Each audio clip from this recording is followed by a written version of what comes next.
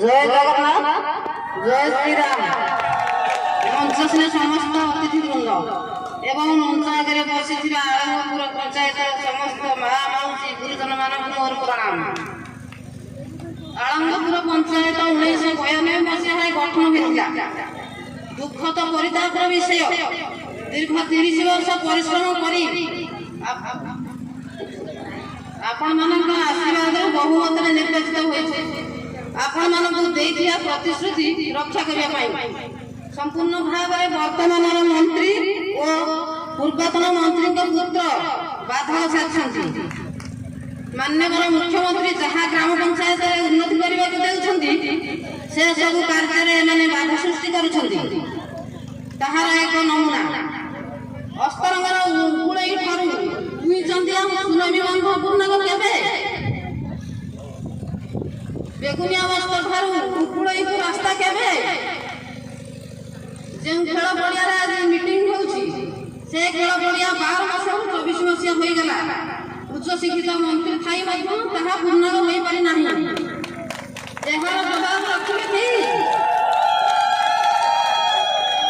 Mission शक्ति मानकर गृह निर्माण आलमपुर पंचायत आज सुधा होई पारि नाही कारण कोन आम पंचायत एएनएम सेंटर नाही नईगाँ पंचायत आसी मेडिकल रखाई आलमपुर पंचायत 5 गोटे स्कूल किंतु यार कौन विकास नहीं एवं शिक्षक मान अभाव कही न कहले सरे। आलमपुर पंचायत मार्केट कम्प्लेक्स और कल्याणी मंडप हो पार आम ओडिशा नवीन ओडिशा कार्यक्रम 50 लाख टंका राज्य सरकार घोषणा कला बेले आम पंचायत समस्त वार्ड मेंबर मान प्रोजेक्ट चिन्हट कर वीडियो माध्यम चिठा प्रस्तुत कर मंत्री जरिया पंचायत आवश्यक स्थले जो कम करने कथा कराई दि जाऊना